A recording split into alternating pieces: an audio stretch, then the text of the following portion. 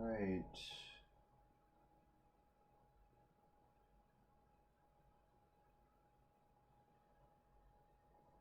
So does this seem to be an improvement, both audio and video wise? I don't want to get too deep into it if it's still pretty choppy. And I also don't want to pin this again to my Facebook page and it not work again. Um, yeah, just someone let me know if you're able to both see and hear me clearly. Most importantly, hear me clearly. It's okay, I guess, if the video is a bit choppy. Not too much I can really do about that at this point. All right, cool. So you got one heck yes. That's good. All right, so I think that's enough for me to share this to the Facebook page. Just give me a second here. Try to get a few more viewers.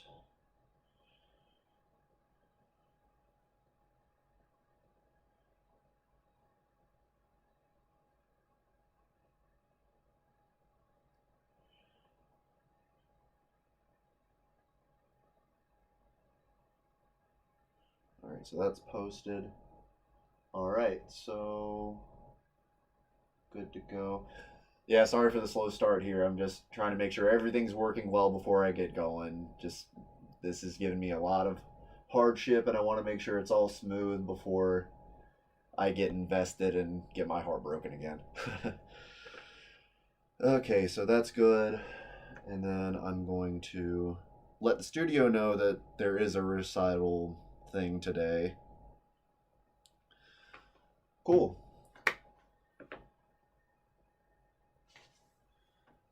So I am getting a warning currently. It's lower than the recommended bitrate. I'm just going to stick with it until it doesn't let me. There's only 3 viewers currently. I'm sure that'll go up a little bit once people see the link and all that. I'm going to go ahead and get going though. I already have a prior commitment with recording another person's recital at 6:30, so I don't want that to overlap too much. But yeah, thanks everyone that's able to listen to this today. Sorry for the delay. I understand if some people tuned out or weren't able to make it because it's a bit later, and that's totally fine.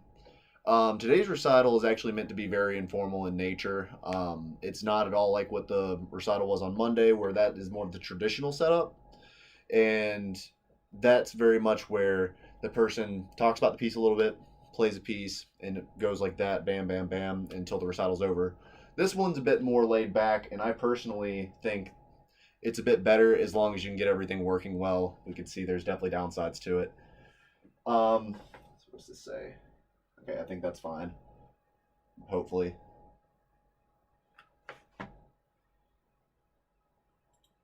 But yeah, so this is supposed to be way more informal. I highly encourage you guys to ask me questions through the chat. I'll answer them when I can. There's a bit of a delay, so I apologize for that, but I'll get to them when I can.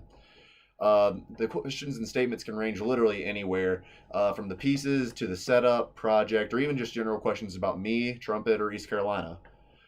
There's no bad questions at all, so please feel free to ask anything on your mind, like at all. Nice. So I'm going to go ahead and get to the first piece of tonight, which is a Fisher-Toll 8 profile number 2. As a whole, I kind of structured this recital program to take you through what I experienced through this pandemic. The opening, this 8 profiles, I see all of these profiles as different portraits and stuff that Fisher-Toll saw for himself. He was also a trumpet player, and the way that they're structured is having a 2-part section, kind of like Bach did with his preludes. So the opening first movement is very slow and stable and lyrical and beautiful, and then seemingly out of nowhere, it's a huge, intense, like flip on its head moment, and it's super obvious. I'll let you hear it for yourself. A bit of a disclaimer now. I tried different audio setups for each of the pieces, and this one, to say the least, is one of my least favorite setups. There was a bit of clipping, and I do apologize for that. I did fix that so it won't be as aggressive on your ear, but it'll still sound like it's clipping, and I do apologize for that. But I hope you enjoy the first piece, which is Fisher Toll number 2.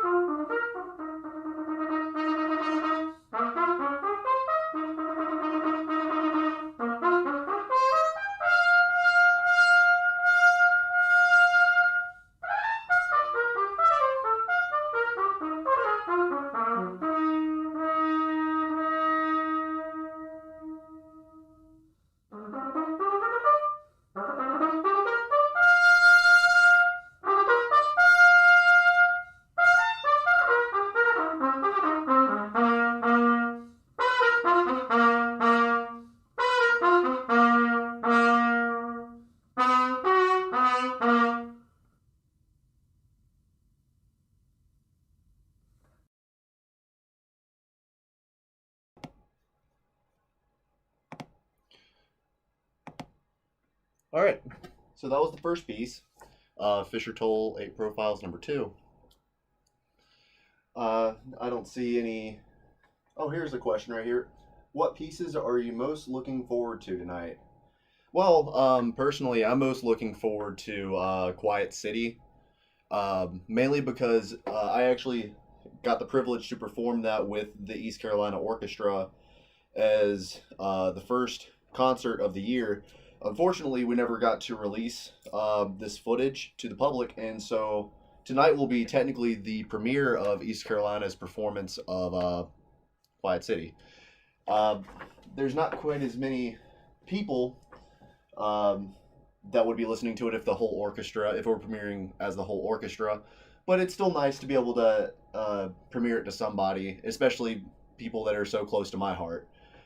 But until that point, we have one more piece. And this one is actually another one of my favorites. It's called Quarantine by Dr. Jason Dovell.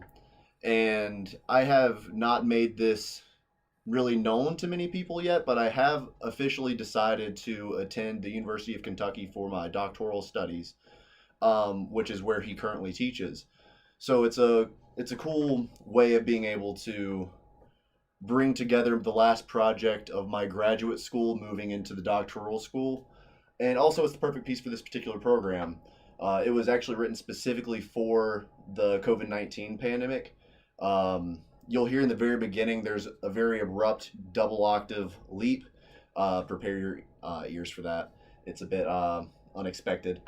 But then it goes into a very technical passage that kind of simulates what what it felt like when all of this initially hit, the kind of panic and just unsureness about all of it. From that, it goes into a multiphonics section, which is where you play one note and you'll sing another note, and so they both happen at the same time. And this is supposed to show the difficulties that we all have had trying to communicate with one another through different forms of social media and just, we've all had our issues with Zoom and all of that. So it's supposed to show that aspect of it. So yeah, I'm gonna continue to answer some of these questions in the chat. But while I'm doing that, I'll have the next piece playing for you. So this next piece, as I said, is titled "Quarantine" by Jason Doval.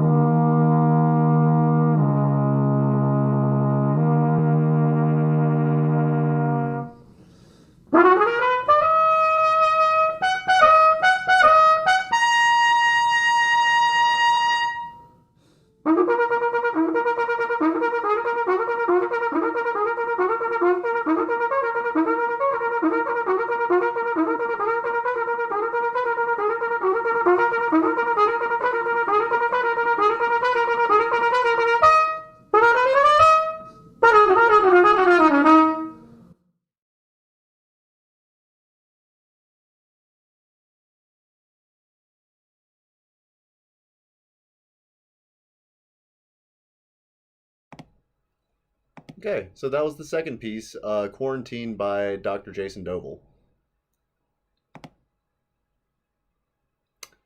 And I just made a mistake. I exited out of all of the music. So just give me one quick second. It should just be as simple as clicking a button. Maybe. Perfect. Okay, it is. Yeah, so I'll keep it moving here. Yeah, so the next piece, and also the piece that ends the first part of this half before we get into a bit of a Q&A slash intermission, is the piece I mentioned from before, Quiet City, by Aaron Copland.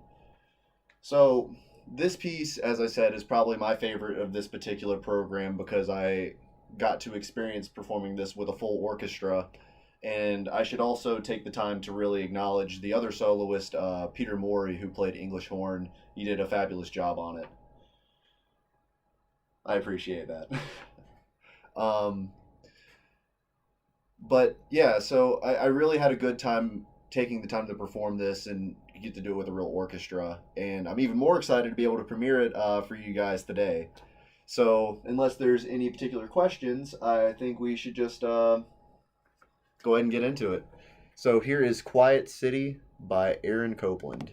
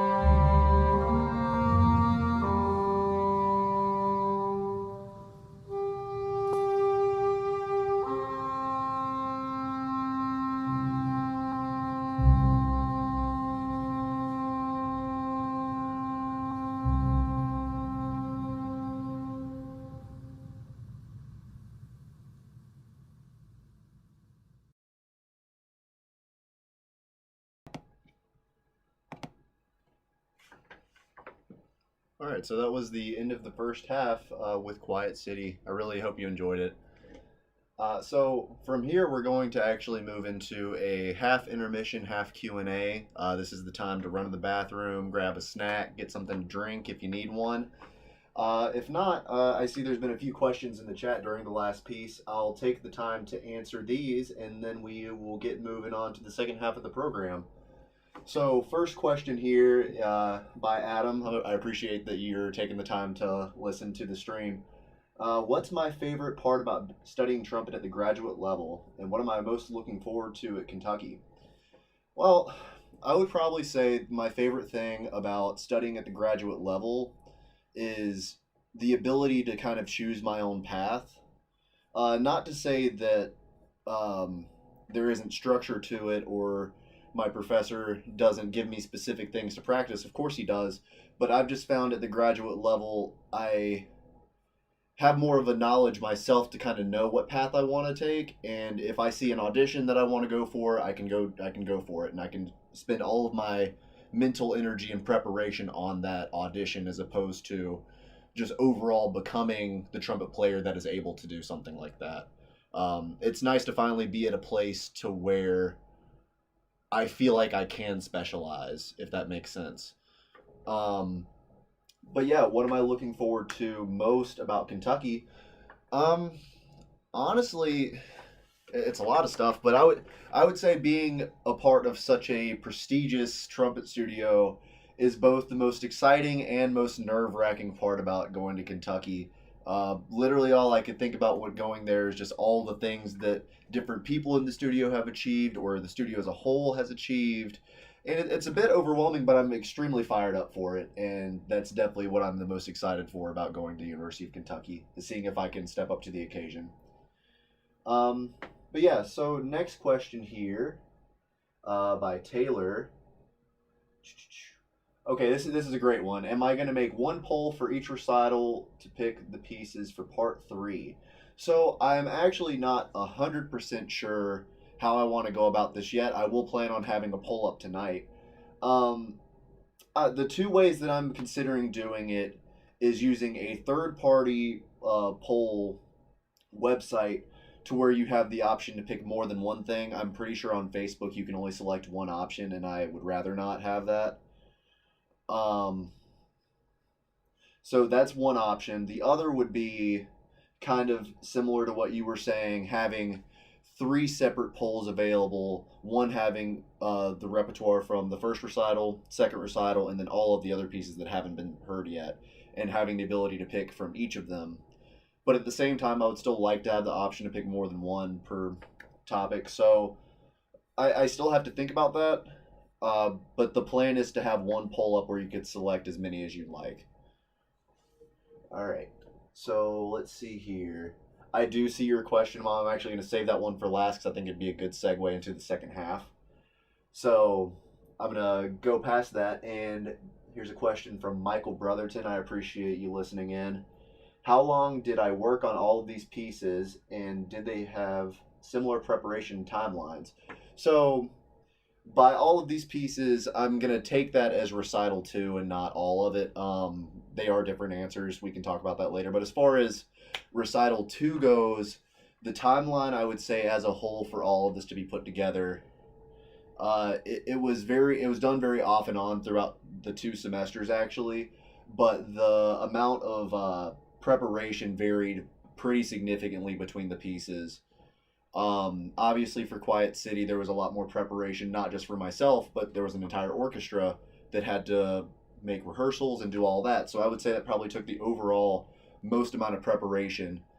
Along with that, the last piece on the program, Glimmers of Hope, took a significant amount of time because it's a very difficult piece. It's for E flat trumpet and organ.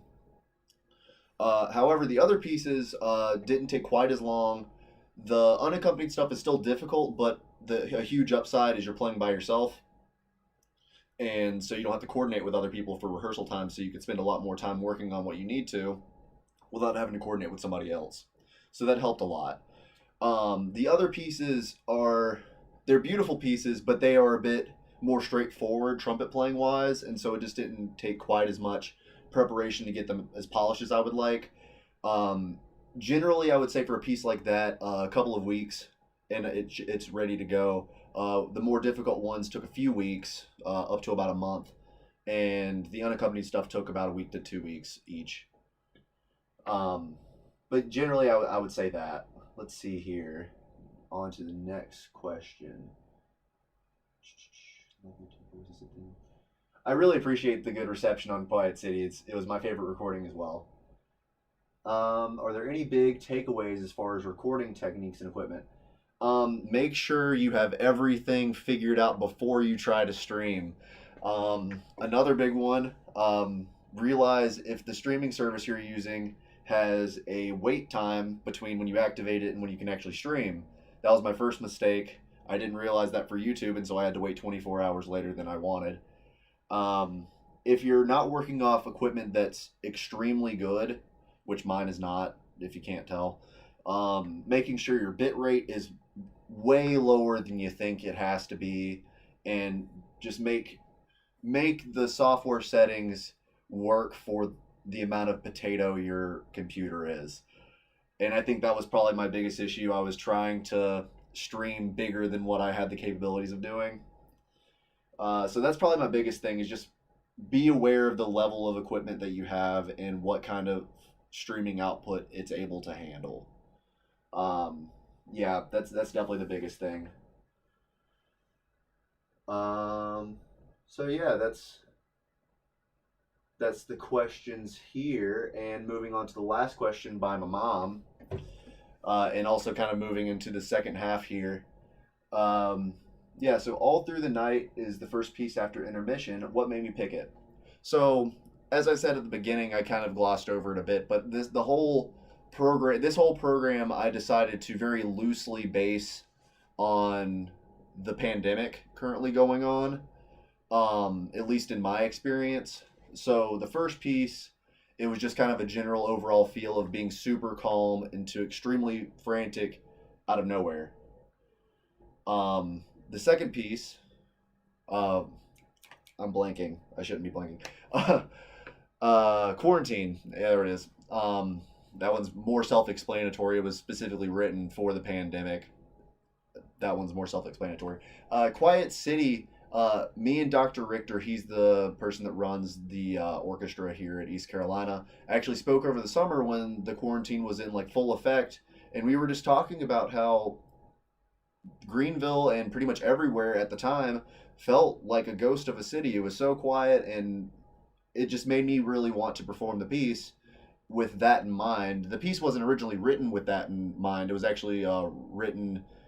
It was either a play or a musical or something like that, and it was written about two brothers. It had nothing to do with the pandemic, but my expression of this piece was really geared towards this pandemic. So moving on to that, the second half's very much the same. All Through the Night was written originally for my old professor, Tim Hudson, in my undergrad, and it was written for his family when his son, Tom, couldn't sleep one night.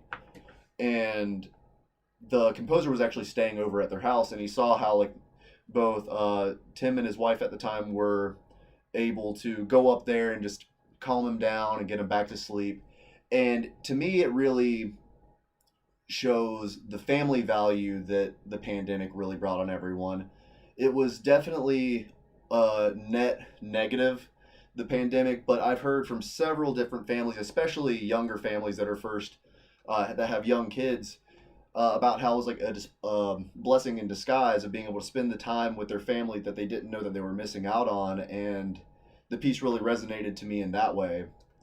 The following piece, Prayer of St. Gregory, it's more of a general just prayer that everything is going to be okay type of thing. And then the final part of the program, I actually decided to add in when what are they called? I'm blanking here. Um, Vaccine, that's the word. When those came out, I decided to add that piece to the end because I feel like the title "Glimmers of Hope" doesn't really show unless you face tribulation to begin with, and so these glimmers of hope is us coming out the other end with the vaccines starting to come out. So overall, um, that's why I decided to program those pieces in that way. See if there's any other questions before I move on. Oh, did I say Tim is old? I did mean my old professor and my undergrad. I total mistake on that. Potato. Yep, exactly. All right, cool. So with that, I'm going to start moving on to the second part of the recital here, and that begins with "All Through the Night" by Gwyneth Walker.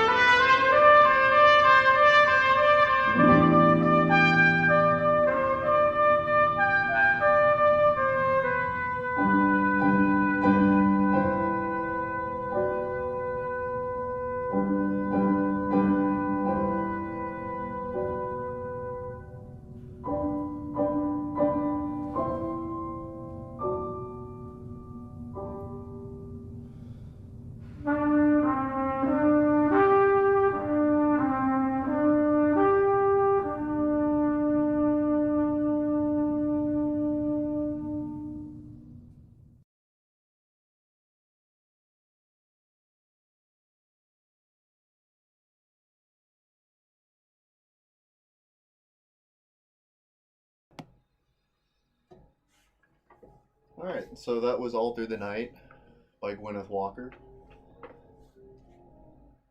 Oh yeah, I do appreciate that, Taylor. Yeah, probably one of my favorite things about doing stuff like this is recital programming. I do enjoy the structure aspect of it, especially when I don't have to take into account endurance. Even though I will say I did play all of these things in the context of a recital. I did several in one go. It wasn't just a one-off piece. That's why there's, I mean, if you can't tell, they are flawed. They are live takes. Uh, but I do appreciate that. I enjoy doing recital programming. So yeah, I'll go ahead and move on to the next piece, which is the Prayer of Saint Gregory, and this one actually, kind of going back to the question Michael was asking about preparation time. This is a bit of a special instance here. I pre-recorded the Prayer of Saint Gregory a little while back, and I actually decided not to use that recording.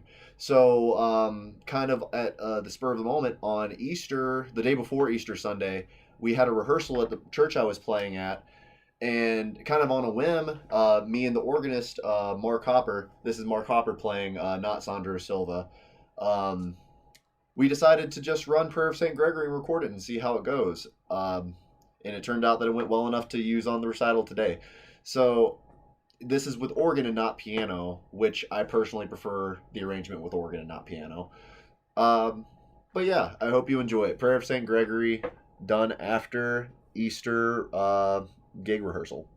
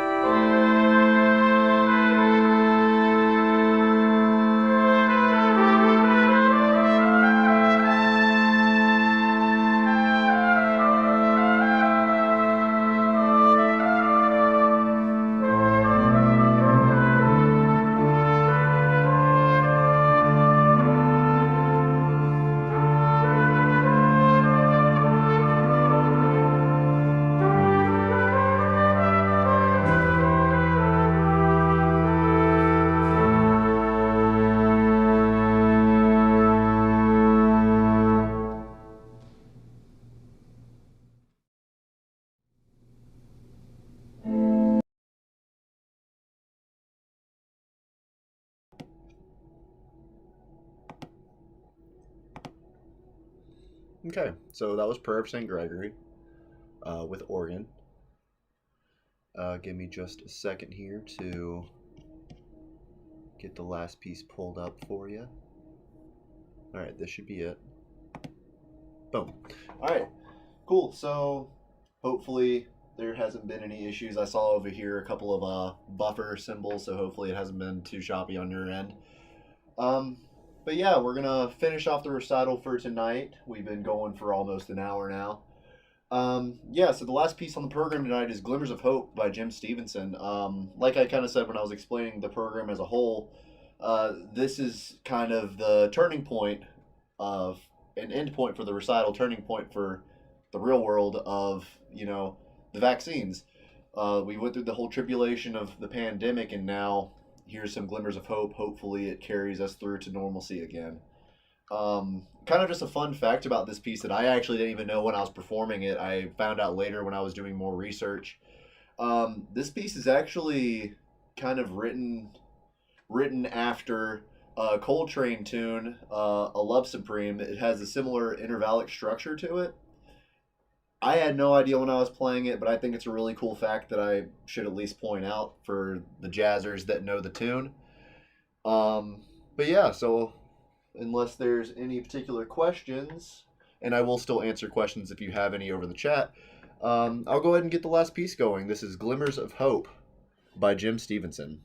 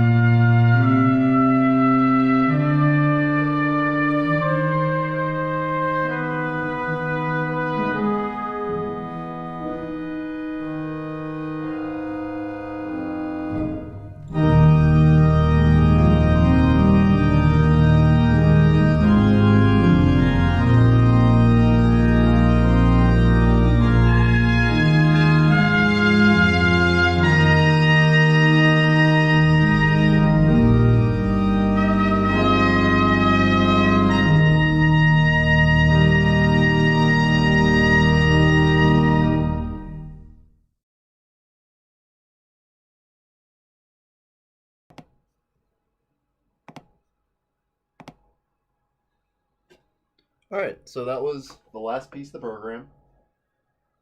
Oh yeah, I agree with you, Michael. There's a few places in there, in that piece that it's actually why I picked the piece to originally learn how to play. Before I decided to do it for this project, I bought the piece and just started messing around with it, and that's actually the exact reasoning. Jim Stevenson does a great job of like having certain parts where it just blends in with the organ really well. It would have came across better if my intonation were a bit better, but that's beside the point. Yeah, I love the piece for that exact reason. Um, but yeah, unless there's any particular questions, I think I'm going to wrap up the recital here. That was all of the stuff on the program. I just want to say thank you to everybody that was able to make it. I understand that there were a lot of issues. It was supposed to be on Wednesday originally. Totally not a big deal at all if you weren't able to catch all of the recital today, if you just happened to catch the end. I would like to point out that if you did start it, this video will become unlisted once I end the stream here. I will plan on making them all public beginning next week once the recital series is entirely finished.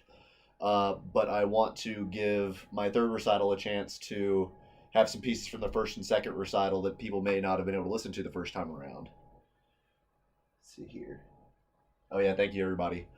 But yeah, so the third recital, for those of you who may not know, it's a mixed bag recital. So I do not have the program made yet. What I'll do is I'll post a poll onto the Facebook event page that I've created with all the pieces from the first, second recital, and pieces that haven't been heard on either one yet. So that gives people that didn't have a chance to catch one of the recitals, as well as people that may have been listening the whole time, to listen to stuff they may not have heard yet or just want to hear again.